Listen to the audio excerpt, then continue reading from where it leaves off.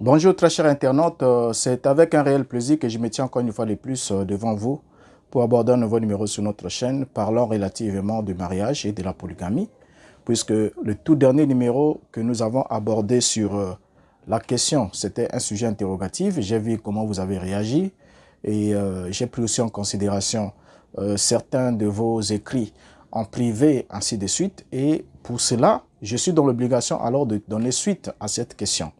Parce que dans le monde du message de William Branham, la question de la polygamie est une question qui divise. Et j'aimerais ici, ensemble avec vous, aborder cette question à la lumière de la Bible et effectivement aussi à la lumière des déclarations de William Marion Branham pour qu'on sache exactement de quel bord se trouvent ceux qui soutiennent la polygamie ou ceux qui sont contre la polygamie.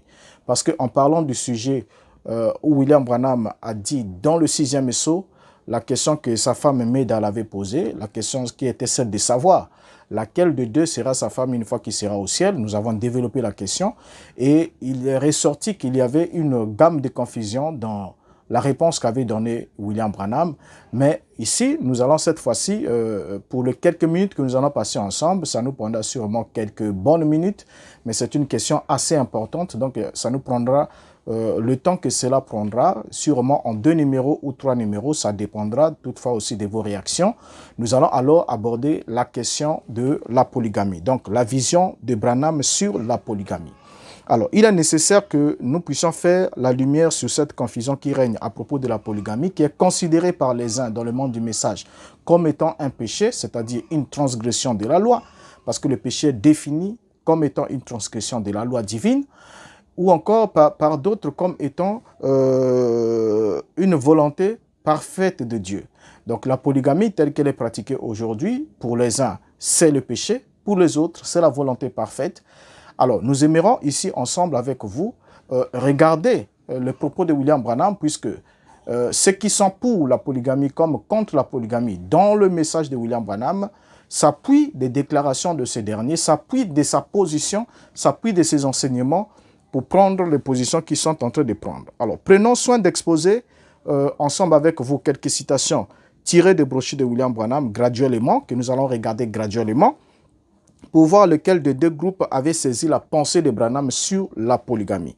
Est-ce que ce sont ceux qui sont pour la polygamie qui ont saisi la pensée de Branham, ou ce sont ceux qui sont contre la polygamie qui ont saisi la pensée de Branham? Et tout en passant, je vous dis d'abord bonjour à tous et je solliciterai que vous ne zappez pas la vidéo. Je sais que ce serait difficile d'aller jusqu'au bout, quelquefois, puisque pour les dévouements que vous avez pour William Branham, que pour d'aucuns, c'est un prophète, pour d'autres, c'est un enseignant de la parole, ainsi de suite. Mais je vous exhorterai à prendre votre mal en patience, puisque nous sommes à la lumière des Écritures. Et comme le disait William Branham, celui qui a l'or pur ne craint pas la machine à tester. Lorsque vous avez votre foi, vous savez que votre foi est véritablement bâtie sur le roc de la révélation de la parole divine.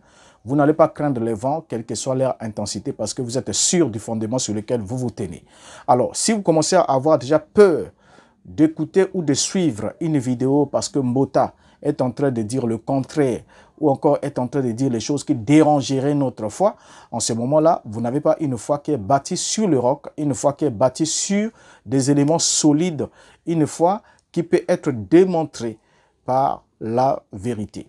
Alors maintenant, ici, j'aimerais en tout premier lieu que nous puissions, comme je l'ai dit, nous allons aller avec William Branham graduellement parce que on va prendre les premiers enregistrements jusqu'en 1965 où il prêchera le mariage et le divorce, qui fera sûrement l'objet de la seconde vidéo. Mais nous aimerons poser d'abord des bases pour cette vidéo-ci qui va nous permettre de comprendre ce qui va s'en suivre.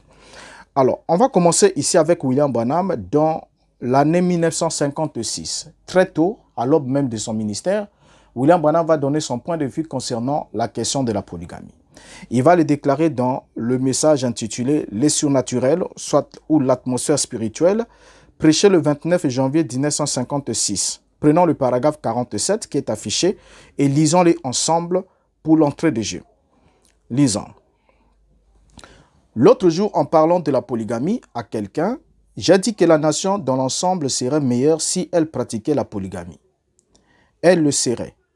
Nous sommes la nation où le taux de divorce est le plus élevé du monde. On se marie et on pratique le mariage mixte. on se marie et on pratique le mariage mixte. Parce que nous cherchons à amener les hommes du monde extérieur à s'accorder avec la doctrine chrétienne. Mais vous ne pouvez pas mettre la nature d'un agneau dans un cochon. La polygamie serait meilleure pour lui. Vous pouvez ne pas croire ça, mais Dieu considérerait la polygamie et pardonnerait beaucoup plus rapidement cela qu'il ne pourrait. Maintenant, rappelez-vous, n'allez pas dire que je crois à la polygamie. Non. Ce que Dieu a dit, Moïse a dit que le pharisien a dit à Jésus, il a dit, pourquoi Moïse a-t-il permis une lettre de divorce? Fin de citation. Alors, la citation encore là, braquée devant nous, et j'aimerais qu'on puisse la regarder avec toute notre attention. Lorsque nous lisons cette citation, comme on vient de la voir, on doit noter que cette citation montre que, selon William Branham, Dieu pardonnerait la polygamie plus vite qu'il ne ferait pour un divorcé remarié. Donc ici, dans la pensée de William Branham, en rapport avec cette citation, William Branham est en premier lieu. Dans l'introduction, comme on vient de le lire dans les premières lignes, William Branham présente la polygamie comme étant un palliatif au mariage, au divorce et au remariage qui étaient pratiqués au niveau de leur nation. Et William Branham dit que pour régler le problème, donc ici la pensée, au fait, je n'irai pas, parce qu'on dirait que voilà, là il est en train de faire dire à Branham ce qu'il n'a pas dit, mais nous sommes ici en train de sonder la pensée de William Branham ici. Il nous a dit, la nation dans l'ensemble serait meilleure si elle pratiquait la polygamie. Elle serait meilleure si elle pratiquait la polygamie. Alors, il descend dans le deuxième point, il montre que tous les problèmes qu'il y a aujourd'hui, le fait qu'on se marie, on divorce, on se remarie, on pratique des mariages mixtes, c'est parce que nous cherchons à amener les hommes du monde extérieur à s'accorder à la doctrine chrétienne. Donc la doctrine qui dit être chrétienne ici, selon William Branham, serait sûrement la monogamie, un homme et une seule femme. Mais le fait qu'on veut emmener un homme de l'extérieur à pratiquer la doctrine chrétienne alors que c'est quelqu'un qui a encore la nature d'un cochon, il n'a pas la nature d'un agneau, fait que les hommes puissent se marier, divorcer et se remarier. Alors, pour William Branham, il ajoute, il dit, la polygamie serait meilleure pour lui. Il dit, serait meilleure pour lui. Pour qui? Pour cet homme-là de l'extérieur. Donc, selon ses propos, nous sommes ici avec ses paroles. Pour cet homme-là de l'extérieur, donc au lieu qu'on impose d'avoir une seule femme, conformément à la doctrine chrétienne, la polygamie serait meilleure pour lui. Donc, au lieu qu'il puisse se marier, divorcer et se remarier, ensuite divorcer et se remarier, ainsi de suite, il aurait ce serait mieux encore pour lui d'être polygame que de se divorcer et de se remarier davantage. Alors ça, c'est ce que William Branham évoque d'abord. Maintenant, il nous souligne vers la fin de la citation, de la déclaration, il dit « N'allez pas dire que je crois à la polygamie. » Non. Bien. Ici, comme on a su le dire ensemble avec vous, Branham est ici en train de décrier les divorces et les remariages, y compris les mariages interraciaux qui désignent par le mariage mixte, dans cette première déclaration. Et vous allez constater que la polygamie, par définition, quand William Branham est en train de fustiger la polygamie en rapport avec le divorce et le remariage, on doit définir la polygamie. D'abord, c'est rappeler que la polygamie est définie comme étant le fait pour une personne de contracter plus d'un mariage, ou encore le mariage avec plus d'un conjoint pendant sa vie. C'est ça la polygamie. On est dans polis gamos, donc plusieurs mariages. Donc une fois qu'on contracte plusieurs mariages, plus d'un mariage au cours d'une vie, on s'inscrit avec un conjoint, avec plus d'un conjoint pendant sa vie, on s'inscrit dans la logique étymologique de la polygamie. Et j'aimerais que vous preniez d'abord votre mal en patience. Nous y allons. Alors, il y a bien effectivement la polyandrie, quand une femme a plusieurs hommes comme mari, et il y a la polygynie, quand un homme a plusieurs femmes comme épouse, ce qui constitue, les deux éléments constituent alors ce qu'on appelle la polygamie. Alors, Branham est ici en train de montrer qu'il y a des divorces suivis des remariages aux USA parce que on veut amener les gens de l'extérieur, donc des gens qu'il dirait ne pas être chrétiens, à s'accorder avec la doctrine chrétienne, ce qui serait comparable au fait de chercher à mettre la nature d'un agneau dans un cochon, ce qui ne correspondrait pas. Parce que la doctrine chrétienne, selon l'interprétation qu'a donnée William Branham, c'est un homme pour une femme. Et le fait alors qu'on veut imposer cette doctrine à quelqu'un qui n'est pas chrétien, alors ferait en quelque sorte que ce dernier soit dans l'obligation de répudier la première femme pour épouser une autre. Et lorsque ça ne marche pas, il répudie celle-là, il en épouse encore une autre et continue ainsi de suite.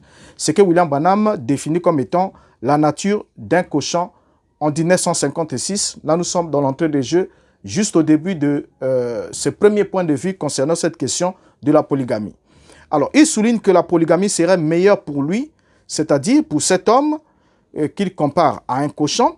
C'est là qu'est née aussi la version selon laquelle, dans le monde du message de William Branham, les gens peuvent vous dire, non, Branham dit la polygamie c'est la vie des cochons.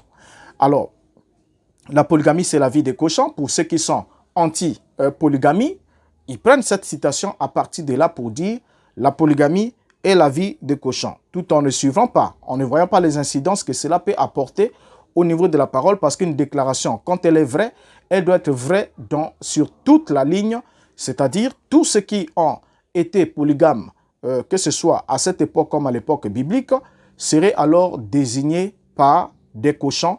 En d'autres termes, vous savez ce que vous êtes en train effectivement de dire, mais continuons d'abord avec lui. Alors, c'est là qu'est né ce slogan, la polygamie c'est la vie des cochons, et ce slogan est né de la compréhension de cette déclaration de William Branham qui préfère pour cet homme de l'extérieur qu'il soit polygame au lieu de divorcer et de se remarier, parce que c'est ce qui est plus grave et qui est contraire à la doctrine chrétienne, selon lui toujours. Nous continuons ensemble avec lui. Alors, en disant que Dieu pardonnerait plus vite la polygamie, Branham est en train de classer alors la polygamie dans le lot des transgressions de la loi, soit dans le lot des péchés. Il faudra qu'on soit clair. Nous sommes ici en train de parler de William Branham, de son message, et c'est lui qui nous a dit, vous n'avez pas besoin que je vous donne les citations, c'est lui qui nous a dit que tout enseignement ou tout prophète doit enseigner en accord avec ce qui est écrit dans cette Bible, mot pour mot, mot à mot. Et lorsqu'il dira quelque chose qui soit contraire à cette Bible, qu'importe les démonstrations de puissance et tout ce qu'il pourra avoir, il n'est pas digne qu'on lui accorde foi. Et on doit s'éloigner de lui le plus vite possible parce qu'il est dangereux pour notre âme. C'est ce qu'il a donné même comme exemple dans le cas de Joseph Smith. Il a dit, lorsque Joseph Smith a dit qu'il avait rencontré un ange et qu'il avait reçu une commission, je l'ai cru, je l'ai écouté, mais jusqu'au moment où j'ai vu qu'il commençait à s'écarter de ce qui était écrit dans la Bible, alors je l'ai abandonné et je ne l'ai plus suivi. C'est William Branham qui a donné ce modèle et je crois que ce modèle qu'il a donné est aussi applicable en ce qui le concerne. Donc ici, là, en déclarant que Dieu pardonnerait la polygamie plus vite, pour le cas de cet homme-là, il pardonnerait la polygamie plus vite, alors William Branham classe la polygamie dans le lot de péchés ou encore de transgressions de la loi. Donc celui qui est polygame transgresse la Torah, celui qui est polygame transgresse la loi divine, selon ce qu'il donne ici.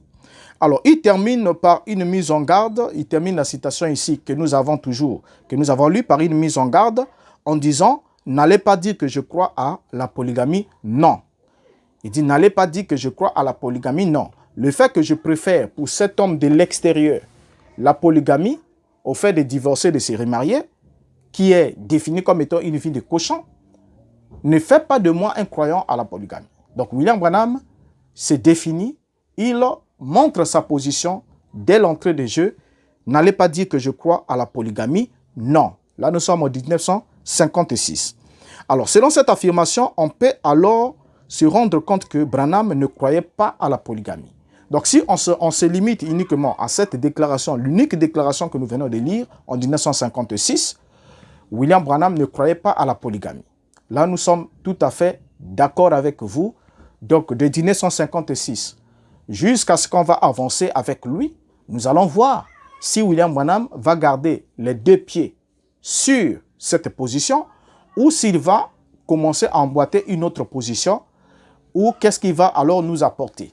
Déjà là, Je vous rappelle, ensemble avec moi, ça, je l'ai dit en passant pour mon frère, le pasteur Joseph Maloubeki, et sans oublier Anke Christian, qui pour certains, il y a aussi Jojo que je salue en passant, depuis les USA. Mais si pour certains d'entre vous, les déclarations de William Branham faites avant 1963 sont des déclarations invalides, je l'ai dit la fois passée, alors vous devez commencer par mettre toutes les citations en rebut. Parce que William Branham n'avait pas encore, les sceaux n'étaient pas ouverts, le mariage et le divorce étaient un mystère caché dans le sceau. Donc les sceaux n'étaient pas ouverts avant le 28 février pour certains. Mais alors que même la sémence du serpent, que William Branham dit avoir été scellé dans le sceau, William Branham l'a prêché en 1956 et 1958, il prêche la brochure La sémence du serpent. En ne changeant pas d'avis, même quand il avait prêché en 63 sur le sceau, il n'a pas changé d'avis, bien qu'il était toujours dans la gamme de confusion, comme vous le savez, sur la paternité de Caïn, tantôt fils biologique du serpent, tantôt de Satan, tantôt d'Adam et Ève. Alors, allez-y comprendre. Mais ici, ce qui nous intéresse pour le moment, ici, c'est la position de William Branham, puisque c'est notre sujet, la vision de William Branham sur la polygamie.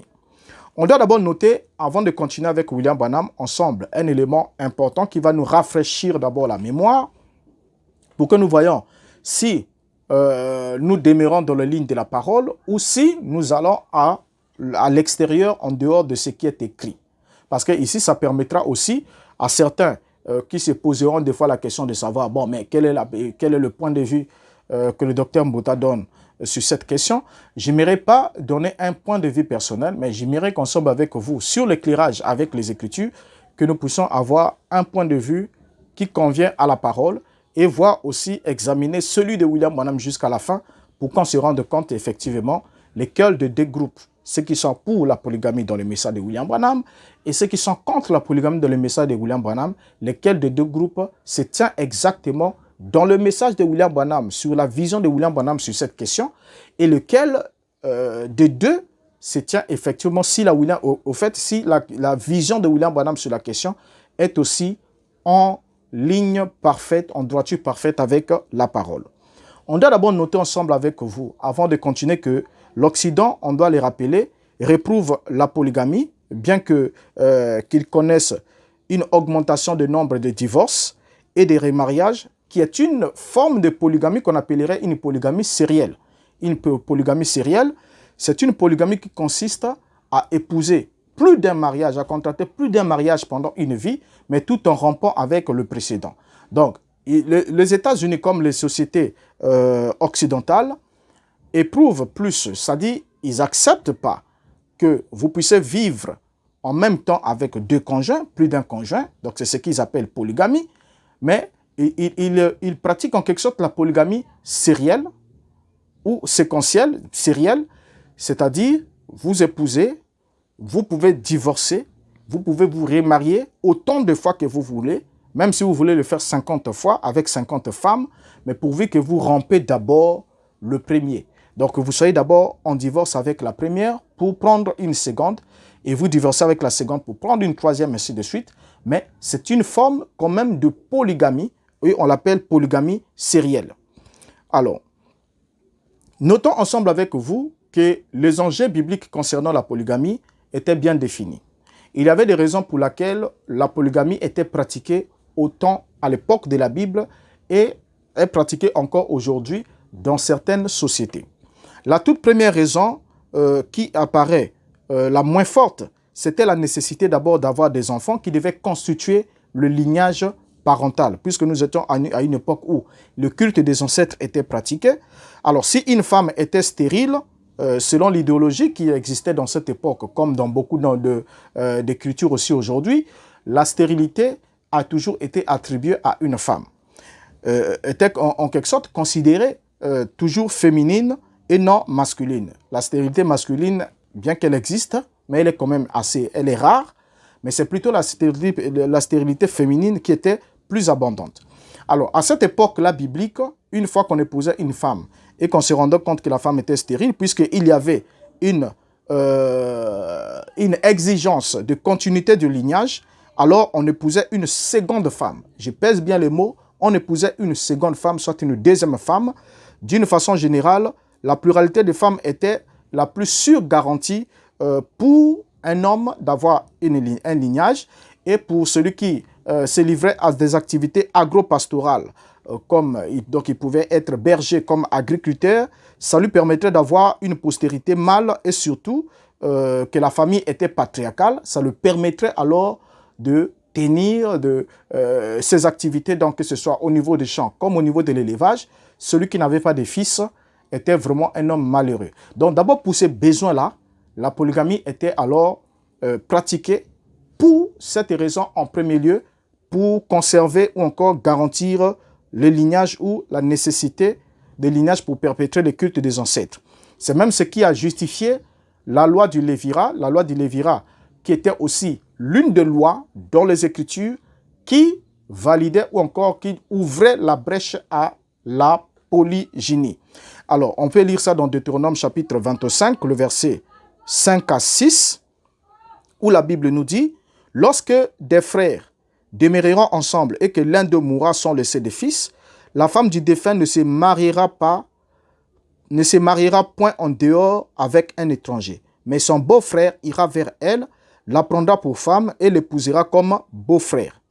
Le premier-né qu'elle enfantera succédera au frère mort et portera son nom, afin que son nom ne soit pas effacé d'Israël. » Alors, donc vous constatez ici ensemble avec moi que cette nécessité d'accomplir cette loi de Lévirat, qui était une ordonnance que Jéhovah avait donnée aux enfants d'Israël, donnait effectivement, ouvrait une perspective polygame. Parce que le petit frère qui est là, il n'est pas dit que lorsque le petit frère vit avec son aîné, ce dernier n'avait pas le droit de se marier. Il pouvait bien avoir une femme.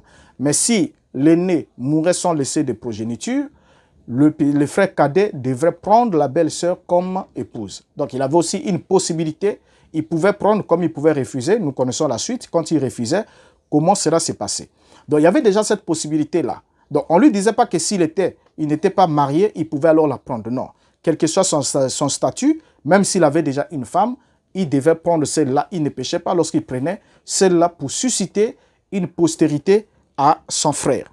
Alors, il y avait aussi en deuxième lieu, l'une des raisons de la pratique de la polygamie, c'était le sévrage tardif. Et comme vous le savez très bien avec moi que les populations archaïques avaient pratiqué un sévrage tardif, donc la mère devrait sévrer l'enfant après au moins 18 mois d'allaitement, 18 mois ou 2 ans d'allaitement ou parfois plus. Et pendant ce temps, les relations sexuelles étaient interdites entre le père et la mère pour garantir la qualité du lait et ne pas, c'est-à-dire exposer la vie de l'enfant au danger. Alors, c'est l'une des pratiques, l'une des raisons aussi qui rendait la polygamie accessible. Parce que lorsque la femme enfantait pour le besoin d'allaitement et pour éviter complètement de détruire la qualité du lait maternel, l'homme devrait alors, puisque pendant 2 ans, il fallait qu'il justifie pourquoi, au fait, vous connaissez les conséquences pour certains, bien qu'il y en a qui pouvaient tenir. On peut le compter à bout de doigts. Mais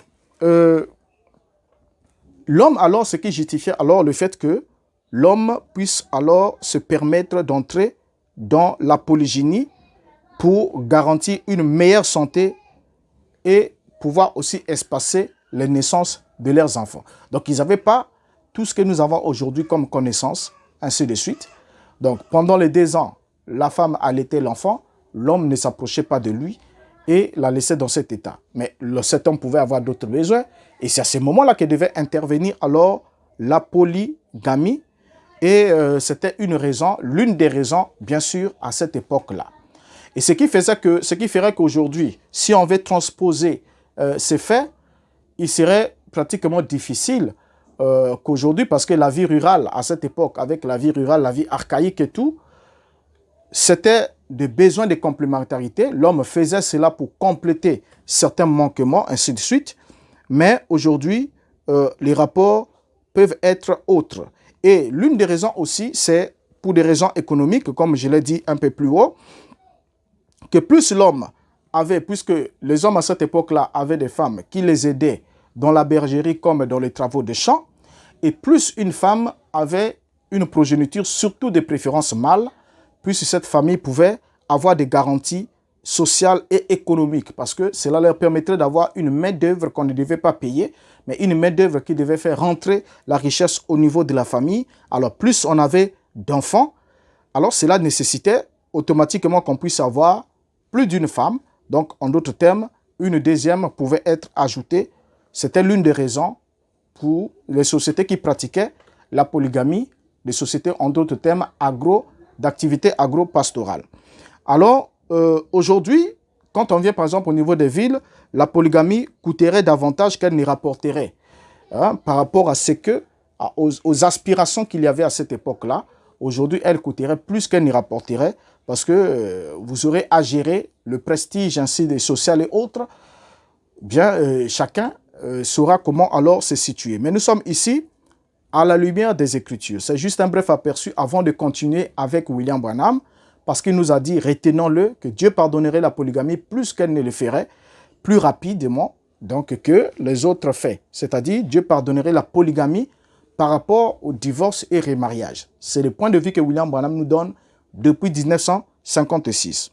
Alors, enfin, l'une des raisons, la troisième que je peux évoquer, bien qu'il y en a d'autres, c'était aussi le fait que les sociétés de cette époque-là, les sociétés patriarcales comme les sociétés féodales ou royales, pratiquaient la polygamie en fonction des raisons politiques. Parce que vous allez trouver par exemple un chef pour faire asseoir son autorité royale, devait contracter des alliances et ces alliances passaient généralement par des mariages et avec les princesses des autres royaumes.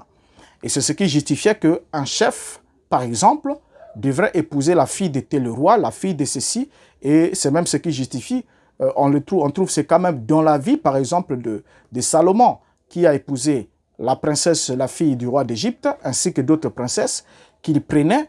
C'était dans le but de consolider son pouvoir politique. Il fallait établir des alliances, et ces alliances devaient passer par des mariages, et c'était dans des objectifs purement politiques de cette époque-là. Alors, maintenant ici, nous allons continuer avec William Branham tout en gardant dans notre optique la pensée de la citation initiale que nous avons lue. Continuons avec lui. On a lu en 56 et là nous allons maintenant avancer avec William Branham en 1961.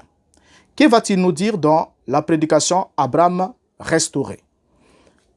Prêché le 11 février 61, paragraphe 63. Lisons. Cette nation serait de loin meilleure si elle avait un, je ferais mieux de ne pas le dire. Très bien. Mais de toute façon, il serait mieux d'avoir 3 ou 4 femmes plutôt que je préférerais me tenir devant Dieu marié avec 3 ou 5 femmes à mes côtés plutôt que de m'y tenir avec une seule femme alors que j'avais couru avec celle d'un autre homme. Oui, j'aurais plus de chance devant Dieu. Voilà, là nous sommes en 1961. William Branham, après nous avoir parlé de l'homme dont la nature était comparée à celle du cochon, qu'il appelait l'homme de l'extérieur, que la polygamie était meilleure pour lui, ici William Branham se donne en exemple de sa propre personne. Là, le sujet, là il ne parle plus de quelqu'un de l'extérieur, mais il parle de quelqu'un alors de l'intérieur. Pour lui, bien sûr, bien qu'il fait partie de l'intérieur comme il est défini lui-même.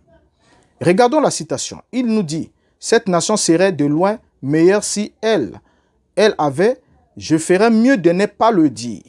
Très bien, mais de toute façon, il serait mieux d'avoir 3 ou 4 femmes plutôt que je préférerais me tenir devant Dieu, marié avec 3 ou 5 femmes à mes côtés, plutôt que de m'y tenir avec une seule femme alors que j'avais couru avec celle d'un autre homme. Oui, j'aurais plus de chance devant Dieu. Voilà la déclaration de William Branham. Ici, William Branham donne un exemple, rapproche l'exemple avec lui-même. Il montre toujours que la nation, les USA, serait meilleure. Il parle là de la nation, ok? Nous ne sommes pas là au niveau de l'Église, mais il parle de la nation. Puisqu'on pratiquait le divorce et le remariage, et on pratiquait la monogamie stricte, mais les hommes étaient monogames et couraient avec les femmes des autres. Et c'est ce que William Branham déconseille complètement. Il prend l'exemple avec lui-même. Il dit de toute façon, il serait mieux d'avoir 3 ou 4 femmes. Ok? Il serait mieux d'avoir 3 ou 4 femmes. Ça, c'est ce que William Branham déclare. Et alors, il ajoute que je préférerais me tenir devant Dieu. Moi, William Branham, de préférence, je préférerais me tenir devant Dieu, marié avec 3 ou 5 femmes. William Branham est en train de préférer une chose, une position. Il préférait se tenir devant Dieu, marié avec 3 ou 5 femmes à mes côtés, plutôt que de me tenir avec une seule, alors que j'ai couru avec celle d'un autre homme. Alors, il dit oui, j'aurai plus de chance devant Dieu. Ok? Donc, William Branham est en train de préférer une position. Mais pourtant, plus loin, plus haut, il nous a dit que Dieu pardonnerait la polygamie plus vite qu'il ne pardonnerait les autres choses. Parce que c'est mieux d'avoir 3 ou 5 femmes avec soi, et Dieu va sûrement te pardonner très vite, que d'avoir une seule femme et de courir avec la femme d'un autre. Donc, en évoquant ici la préférence pour lui d'avoir 3 ou 4 ou 5 femmes, selon ces termes, Branham pêche effectivement contre les Écritures. Bien qu'il préfère ici la polygamie à la monogamie comme palliatif à l'adultère, mais lorsque Branham déclare qu'il préférait se tenir devant Dieu, marié de 3 ou 5 femmes, William Branham pêche. C'est là où ça devient un peu plus intéressant. Prenez votre calme, nous allons y aller ensemble avec lui. Donc, quand William Branham déclare qu'il préfère avoir 3 ou 5 femmes et se tenir devant eux, que d'avoir une seule femme et de courir avec celle d'un autre, William Branham pêche. Il transgresse la parole, il transgresse la Torah. Parce qu'ici, il n'est pas question de dire pécher et de ne pas être capable de prouver ce que dit la Torah, ce que dit la loi. Parce que le péché, c'est la transgression de la loi. Il n'y a pas lieu de fabriquer des péchés là où il n'y en a pas. Il n'y a pas lieu de valider des péchés pour juste des convenances personnelles. Mais il est question ici de rester dans « il est écrit ». La première mention de la polygamie, retenons-le, que la première mention de la polygamie biblique dans la Bible, nous sommes dans le livre de Genèse. Et on nous parle là de la polygynie, c'est-à-dire le fait pour un homme d'avoir plus d'une femme. La toute première mention, remarquons, je vais expliquer pourquoi j'ai dit que le fait pour William Branham de déclarer qu'il préférerait se tenir devant Dieu, marié de 3 ou 5 femmes, ok? Cette préférence-là qu'avait William Branham était déjà un péché, c'était une préférence contraire aux Écritures. La première mention de la polygamie, on va lire dans la Bible, les versets bibliques nous parlent d'un nombre précis de femmes qui pouvaient se donner un homme. Et ça, nous allons prendre notre Bible. On va les lire. Et je sais que vous allez me dire, non, ça a commencé avec les mecs, c'était de la lignée de Caïn. Il n'y a pas de souci. OK? Il n'y a pas de souci avec vous. Mais je crois que ce qui est de la lignée de Caïn doit demeurer dans la lignée de Caïn, tout comme l'invention des instruments de musique a commencé avec la lignée de Caïn. Mais aujourd'hui, vous avez des frères et des sœurs qui chantent en jouant des instruments de musique. Bon, pas seulement eux, vous allez me dire, mais les David et tous les autres chantaient, louaient avec les cymbales retentissants, avec la lutte, la harpe, et ainsi de suite. Ok, on ne fera pas un débat là-dessus. C'est juste un aperçu de passage.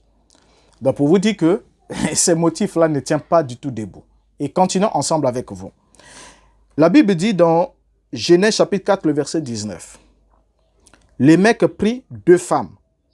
Le nom de l'une était Ada et le nom de l'autre Tila. Le nom de l'autre Tila. Ok? Ça, c'est ce que nous lisons en premier lieu dans la Bible. On nous parle de Lémec. Lémec prit 2 femmes. Il prit 2 femmes. Donc, il a contracté 2 mariages. Il prit 2 femmes. Le nom de l'une était Ada et le nom de l'autre Tila. Et partant de là, certains ont dit, mais c'est Lémec qui est le père des polygames. Au fait, le cas de Lémec, si on veut le dire, c'est parce que cela est écrit concernant sa vie, parce qu'il y avait besoin de spécifier sa lignée. la Bible nous fait mention de ce qui le concerne. Mais la Bible ne nous dit pas qu'il est le premier à l'avoir fait. Il faudra qu'on reste dans ce qui est écrit. Il est le premier sur lequel il est écrit qu'il le fit. Mais avant lui, la Bible ne nous dit pas qu'il est l'unique qui l'ait fait. Tout en retenant ensemble avec vous que les hommes du temps de la Bible avaient plusieurs enfants, ainsi de suite, des fils et des filles les naissaient. On passe ensemble, on continue ensemble. On doit aussi noter ensemble avec vous en avançant, parce qu'ici on parle de 2 femmes. On nous dit, la Bible aussi nous montre que Abraham avait 2 femmes du vivant de Sarah. Donc du vivant de Sarah, Abraham avait 2 femmes. Donc il y avait Sarah et il y avait aussi Agar. Nous sommes là au nombre 2. Et Jacob aussi, comme vous le savez avec moi, avait Léa et Rachel. Mais lorsque Adonai se présente à Moïse, il dit, je suis l'Elohim d'Abraham, d'Isaac et de Jacob. Donc il est l'Elohim d'un polygame, d'un monogame et enfin d'un polygame. Donc il encadre le monogame. Isaac, lui, n'avait qu'une seule femme, Rebecca, et avec ses 2 enfants qu'il a eus, les jumeaux qu'il a pu faire, et c'était suffisant pour toute sa vie. Il n'a pas continué à en faire d'autres. Mais Abraham, lui, en avait 2. Il nous a fait Isaac, il nous a fait Ismaël, sans compter les autres fils qu'il avait fait avec les concubines plus tard, où cela nous est mentionné qu'il lui donna des présents aux femmes, aux fils qu'il avait eu avec les concubines pendant qu'il vivait, parce que l'héritage devait rester avec Isaac. Alors maintenant ici, on retient ensemble avec vous que du vivant de Sarah, Abraham avait 2 femmes, Jacob aussi avait Léa et Rachel. Nous sommes tout à fait d'accord. Zilpa et Bila étaient des concubines. C'était des concubines. Ça déjà, c'est pour souligner à certains qui nous suivent, qui sont de l'autre optique, parce que ici, vous allez vous rendre effectivement compte que quand on regarde dans les Écritures déjà, on n'est ni dans le pour ni dans le contre de ce que William Branham a énoncé ici jusqu'à présent. Continuons ensemble. Notons que selon la Bible, excepté l'interdiction de l'inceste, l'adultère, l'homosexualité, la Bible interdisait à un homme de prendre la sœur de sa femme du vivant de cette dernière. Donc en d'autres termes, il pouvait prendre une autre femme, mais il ne pouvait pas prendre la sœur de sa femme pendant que sa sœur était encore vivante pour ne pas causer de rivalité. On peut le lire dans Lévitique 18, verset 18. « Tu ne prendras point la sœur de ta femme pour exciter une rivalité en découvrant sa nudité à côté de ta femme pendant sa vie. » Pendant sa vie. Donc vous voyez déjà là, on est dans la polygynie. Alors, tout comme on ne devrait pas connaître une mère et sa fille, y compris une femme dans sa période menstruelle, c'était des lois qui existaient à cette époque-là en matière d'encadrement de la vie sexuelle. Loin d'être dans le principe de ce qui n'est pas interdit est permis, on doit quand même noter que la Bible permettait à l'homme de prendre une deuxième femme en plus de la première. Et les raisons pour lesquelles l'homme prenait une deuxième femme en plus de la première n'étaient pas spécifiées, n'étaient pas évoquées. Il avait des raisons à lui, qui lui permettaient de prendre une deuxième. C'est ce que la Bible, c'est ce qui est écrit dans la loi. Regardez bien, lorsqu'on prend Exode chapitre 21, le verset 10, il est dit, « S'il prend une autre femme, il ne retranchera rien pour la première à la nourriture, aux vêtements et au droit conjugal. » Il ne retranchera en rien pour la première. Il est bien dit, s'il prend une autre femme, le verset est là affiché, s'il prend une autre femme, il ne retranchera rien pour la première. Donc vous comprenez que la première existe. Donc il n'est pas dit qu'il divorce avec la première, il prend une seconde. Vous voyez? Mais s'il prend une autre femme, il ne retranchera rien pour la première, à la nourriture, aux vêtements et au droit conjugal. C'est ce qui était écrit dans la loi. Donc il ne devait pas avoir de retranchement. Donc la même manière qu'il traitait la toute première avant l'arrivée de la seconde, c'est de la même manière qu'il doit continuer à la traiter, même quand la seconde serait là. C'est ce que la Bible appelle la fidélité du vœu de mariage ou la fidélité conjugale. Donc il devait être fidèle à l'engagement qu'il a pris de prendre soin de cette femme, de s'occuper d'elle, de la vêtir, de la soigner, de l'honorer, de la choyer, de tout faire. Il devait continuer à le faire. Alors il ne devait pas réduire cela, il ne devait pas retrancher cela, il devait cesser de le faire. s'il cessait alors de le faire, d'agir dans ce sens-là, il péchait contre Dieu. Pourquoi? Parce qu'il transgressait ce qui est écrit dans la loi. La loi lui dit s'il prend, il n'y a pas de souci, mais qu'il ne retranche pas. Et s'il retranche, c'est à ce moment-là qu'il pêche. Mais tant qu'il ne retranchait en rien, à la première, en ce qui concerne les vêtements, les droits conjugaux, ainsi de suite, et la nourriture, il ne péchait nullement contre Dieu. Nullement. Deutéronome chapitre 21, le verset 15, va nous ajouter encore un élément important pour nous permettre de statuer sur le nombre de femmes. Et quand William Branham dit « je préférais me tenir devant Dieu », marié de 3 ou 5 femmes, il a péché. Pourquoi? Parce que la Bible, la loi limitait l'homme à l'accession à une seconde et non à une troisième ou à une cinquième. Lisons Deutéronome 21, le verset 15. La Bible dit « Si un homme qui a 2 femmes aime l'une et n'aime pas l'autre, et si l'on a des fils dont le premier-né soit de la femme qu'il n'aime pas, voyez, donc vous pouvez continuer à lire, vous voyez ici que la Bible est précise, Dieu donne un encadrement juridique pour cet homme-là. Il prend le cas d'un homme qui a 2 femmes, il dit si un homme a 2 femmes, aime l'une et n'aime pas l'autre, et que si le fils dont le premier-né est celui de la femme qu'il n'aime pas, donc la Bible continue en nous montrant que il ne va pas enlever à ce fils-là son droit d'aînesse, ou encore le déshériter au comment, pour donner ça au fils de la femme qu'il aime. Ce n'est pas le cas. Donc même s'il n'aime pas cette femme-là, mais si cette femme-là est celle qui a donné le premier fils, le fils premier-né, alors ce fils-là doit conserver son droit d'aînesse.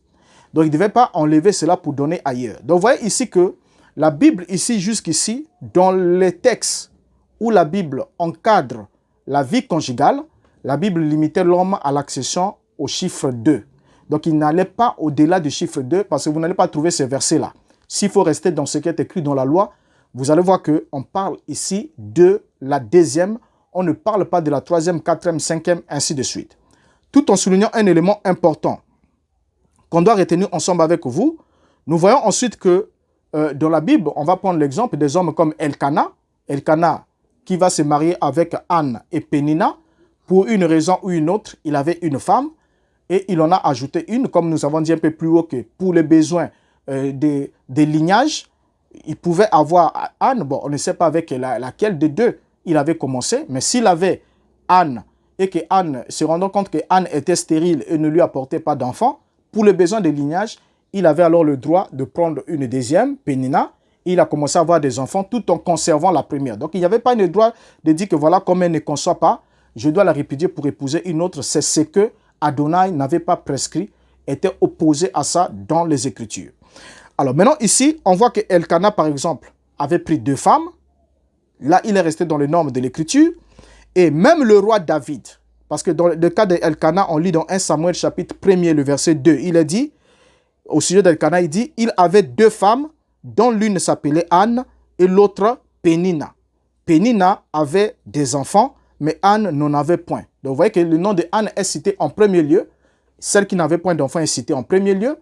Et Pénina qui avait des enfants est citée en deuxième lieu. Et la Bible précise bien, il avait 2 femmes. Et ce n'était pas un péché parce que la loi lui donnait cette marge-là de manœuvre, cette marge d'action. Alors, on prend le cas de David par exemple. Lui aussi, la Bible va nous dire qu'il en avait 2. Dans 1 Samuel chapitre 27, le verset 3, la Bible dit « David et ses gens restèrent à Gath auprès d'Achish. Ils avaient chacun leur famille et David avait ses 2 femmes, Achinoam de Jezreel et Abigail de Carmel, femme de Nabal. » Alors ça, c'est le cas de David. Donc David aussi avait ses 2 femmes avant qu'il puisse être emporté par l'ivresse du pouvoir quand il est devenu roi. Et comme vous le savez, la loi disait que le roi ne doit pas avoir un très grand nombre de femmes afin qu'il ne détourne pas son cœur. C'est dans ce piège-là que Salomon est tombé lorsqu'il a eu besoin de concrétiser, de conclure les alliances avec plusieurs autres royaumes existants. Il fallait qu'il épouse chaque princesse de chaque royaume pour qu'il ait la paix avec les autres nations, ce qui avait garanti à Israël un temps de paix sans être confronté à la guerre parce que chaque nation ne pouvait pas attaquer Israël parce que leur sœur était là-bas. La princesse était là-bas. En attaquant, on détruisait aussi une partie de nous-mêmes. C'était la politique de Salomon. Et ça, je dois vous rappeler en passant ensemble avec vous, peut-être que vous ne vous êtes jamais posé la question de savoir, Salomon, il nous a dit, parler de ce grand nombre de femmes qu'il avait en tant que roi. Mais cherchez-moi les enfants de Salomon. Vous verrez, à la grande surprise, que la Bible nous parle d'un seul enfant que Salomon a pu avoir. Un seul. Donc, dans tout ce nombre de femmes qu'avait, mais il y a un seul dont la Bible nous a fait mention. Pour le reste, ça fera sûrement l'objet des autres études les plus approfondies sur cette question et nous pourrons toutefois en reparler.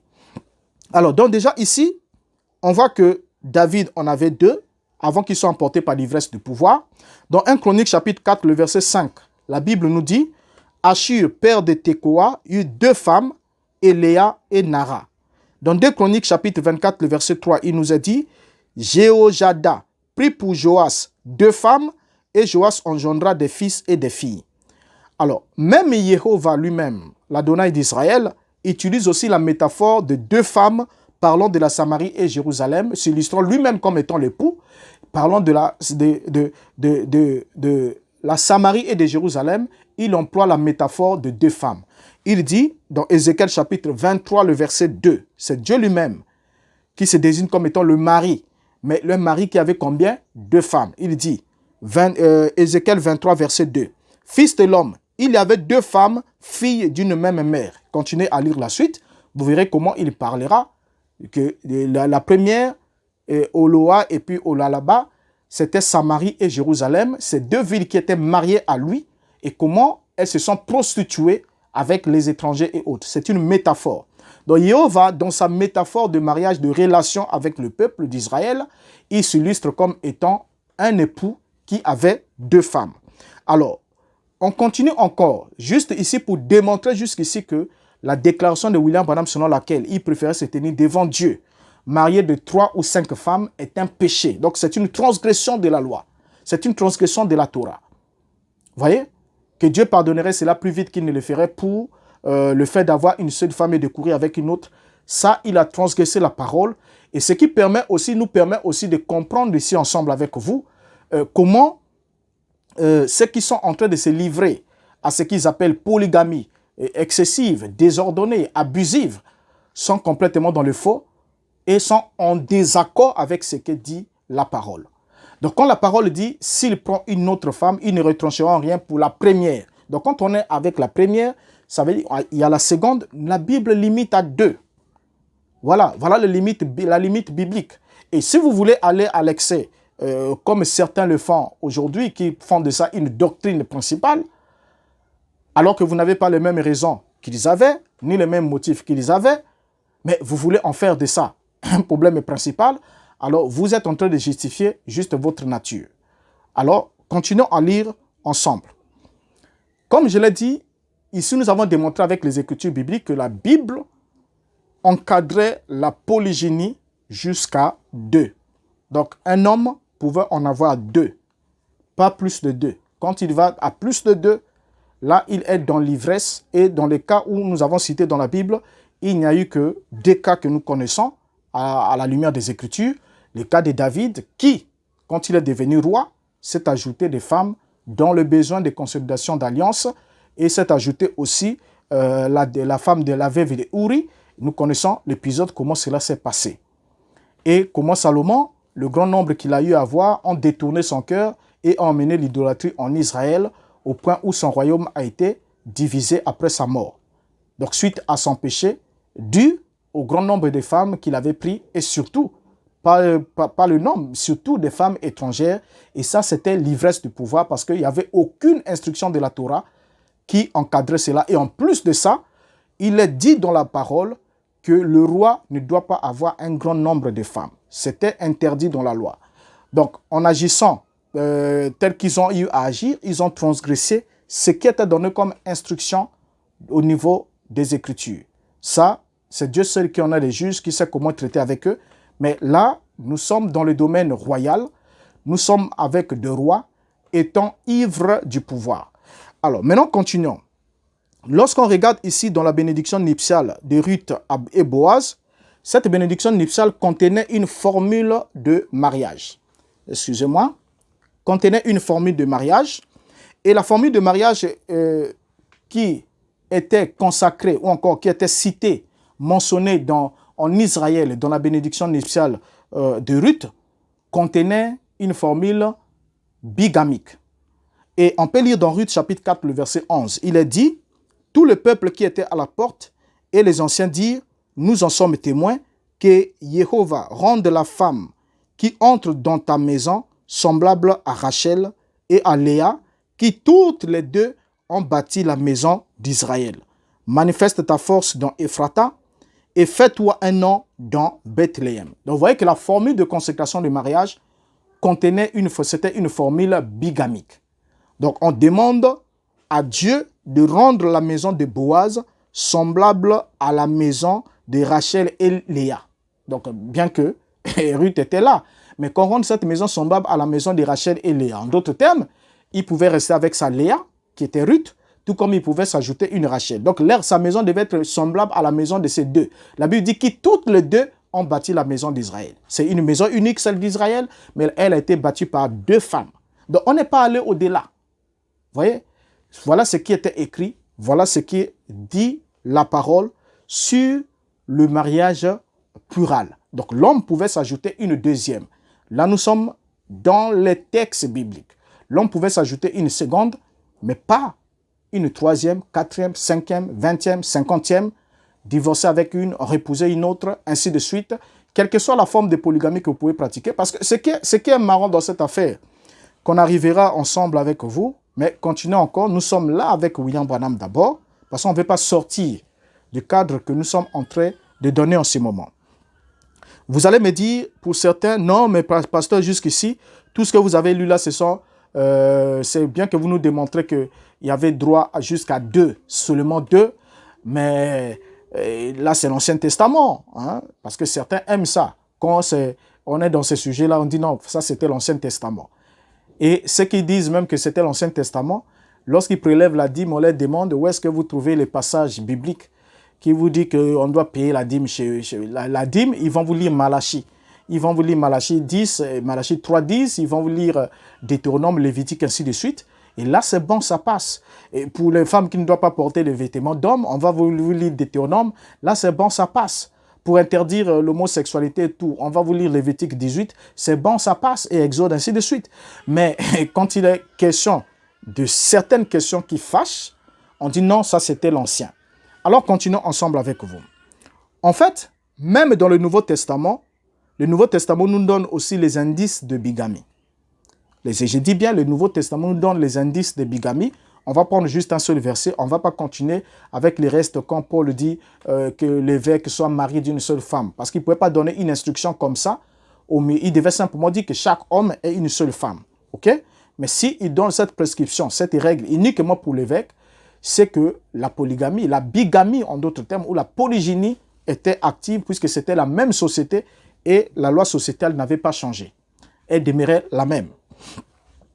Quand on prend 1 Corinthiens chapitre 5, le verset 1er, la Bible nous dit, on entend dire généralement qu'il y a parmi vous de l'impudicité et une impudicité telle qu'elle ne se rencontre pas même chez les païens, c'est au point que l'un de vous a la femme de son père.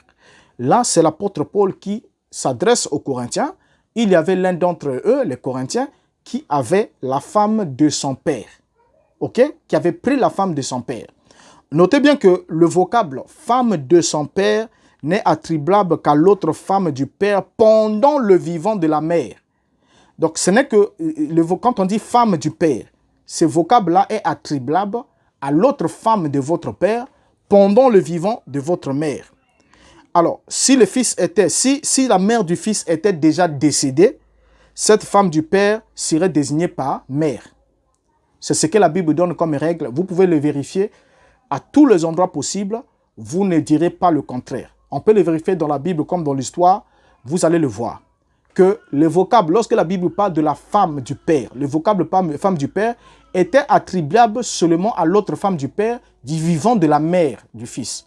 Maintenant, si la mère de ces garçons-là, la mère de cet homme-là était déjà décédée, la Bible ne parlerait pas de la femme, ne désignerait pas l'autre femme-là par la femme du père, mais la désignerait par la mère. Et on peut avoir plusieurs exemples dans la Bible, mais je vous donne juste un exemple dans la Bible. confère à Léa qui était désignée par mère dans l'interprétation du songe de Joseph par Jacob, alors que Rachel était déjà décédée.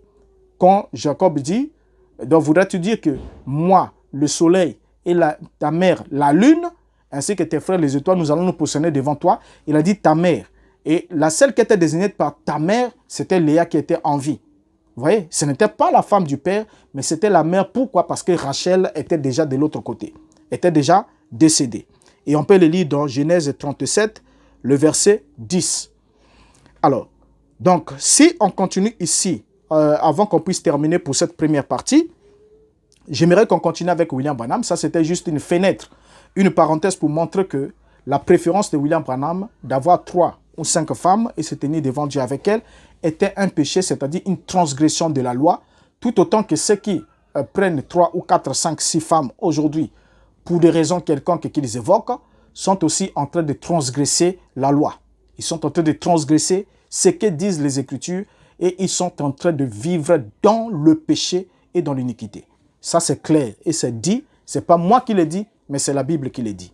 Alors, continuons à lire William Branham. Prenons-le en 1961 avant qu'on puisse achever pour prendre une deuxième partie qui suivra. Lorsqu'on continue avec William Branham, nous le prenons en 1961. Qu'est-ce qu'il va nous dire? Dans la 70e semaine de Daniel, prêché le 6 août 1961, paragraphe 209 et le paragraphe 210. Il dit: les tribunaux de divorce de l'Amérique émettent plus de divorces à cause de nos femmes que tous les autres pays. Dans notre pays, les mœurs et les divorces sont pires qu'en France ou en Italie, où il y a la prostitution dans les rues.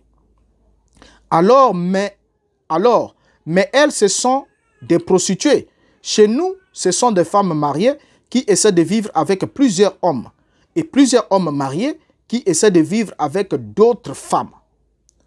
210. Dans le pays où il y a la polygamie, c'est 1000 fois mieux. Et pourtant, la polygamie, c'est mal. Nous le savons. Mais c'est juste pour vous montrer comme nous sommes dégénérés. Alors, donc ici, dans cette citation, William Branham ajoute ce qu'il a eu à dire, ce qu'il a toujours dit, mais il nous dit, et pourtant, la polygamie, c'est mal. OK? Que dans d'autres pays où l'on pratique la polygamie, c'est 1000 fois mieux. Donc, 1000 fois mieux dans quel sens? Dans le sens où c'est pas comme les États-Unis, là où les femmes mariées vivent en prostitution. Là où les hommes mariés vivent avec d'autres femmes. C'est ce que Branham est en train de comparer et compare cela à d'autres sociétés où la polygamie est appliquée, qui là-bas c'est plus meilleur, c'est 1000 fois mieux. OK?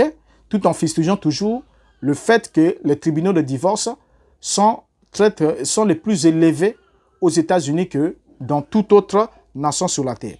Maintenant, ici, ce qui nous intéresse dans la citation de 1961, la polygamie, c'est mal. Alors, la question que j'aimerais vous poser, après un certain éclairage que nous avons eu, ce bref éclairage que nous avons eu, est-ce que la polygamie est mal? C'est la question. Et quand William Branham dit que c'est mal, est-ce que c'est un mal, bibliquement parlant? Parce que le mal, c'est ce qui est contraire à la loi, ce qui est contraire à ce que Dieu a prescrit. Parce que ici, quand on dit polygamie, on est dans... Au fait, il faut qu'on soit précis. Polygamie, il y a la polyandrie, il y a la polygynie. OK? Mais la Bible parle de la polygynie et une polygynie limitée à 2. Limitée à 2. Et lorsqu'elle va au-delà, c'est l'ivresse du pouvoir dans le cas des 2 rois que nous avons cités, David et Salomon, qui n'a rien à voir avec ce que pratiquent certains hommes aujourd'hui. Notons bien que dans les 2 citations de 1961, Branham nous préfère la polygamie à l'adultère. OK? Il ajoute que cette citation qui va dire beaucoup pour ceux qui vont la lire. Dans Abraham est restauré, prêché le 11 février 61, paragraphe 72, il va dire ce qui suit. Oh, Abraham dit, maintenant témoigne-moi de la bonté, dis que tu es ma sœur. En fait, elle l'était. Elle l'était. Il a dit, dis que tu es ma sœur. En effet, vous voyez, à l'époque, je pourrais en faire mention ici, si un prédicateur veut à un moment prêcher là-dessus, il pourra parcourir cela dans la Bible. Rappelez-vous, les hommes avaient autant de femmes qu'ils pouvaient en avoir, mais aucune femme ne pouvait vivre avec deux maris en vie au même moment. David en a eu 500, mais aucune d'elles n'avait un autre mari. Je ferais mieux de m'arrêter maintenant même. Voyez, c'est très bien. Si seulement il connaissait la vérité là-dessus, cela déchirerait ces églises. C'est vrai. Fin de citation. Alors, nous allons atterrir pour ce numéro-ci. Qu'est-ce que nous constatons après lecture de cette déclaration?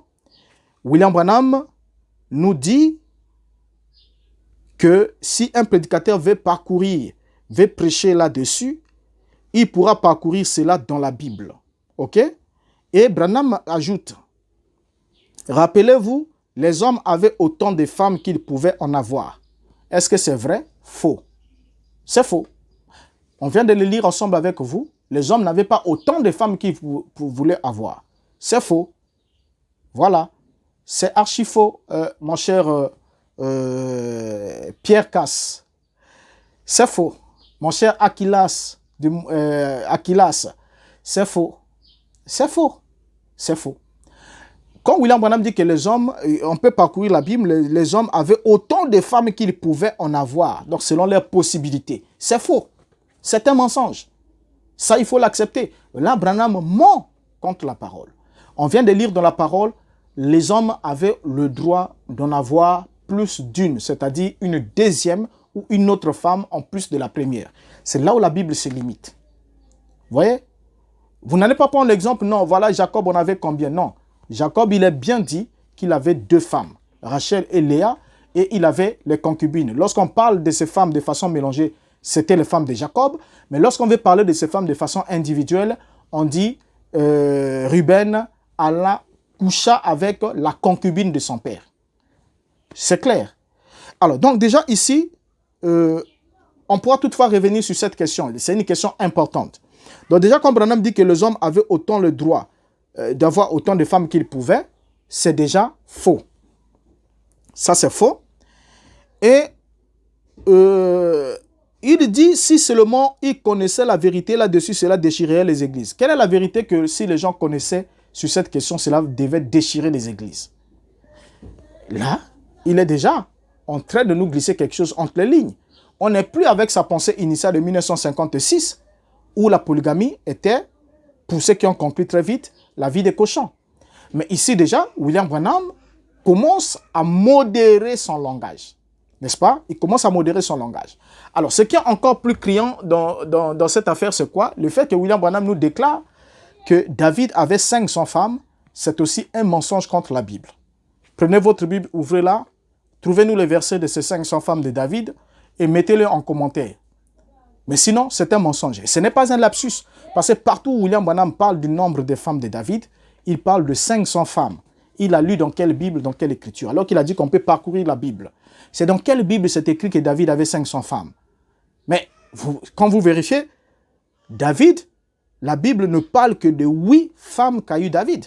Il y a eu Milcal, il y a eu Achinoam, il y a eu Abigail, il y a eu Maca, il y a eu Agit, il y a eu Abital, il y a eu Egla et il y a eu Bethsabée ou Bathsheba. Donc il y a eu 8 femmes qui sont mentionnées à l'actif en ce qui concerne David. Il n'y a jamais eu 500 femmes. Ça, c'est encore un mensonge de William Branham qui a permis à certains de vivre cette vie sexuelle abusive qu'ils ont. Alors, quelle est la vérité qui déchirerait les églises si elle était connue? Pour ceux qui disent non, voilà, la polygamie, c'est hors de question. Quelle est la vérité selon Branham? La vérité, dit bien la vérité. C'est-à-dire, quand on dit la vérité, ça veut dire ce qui est conforme à la loi.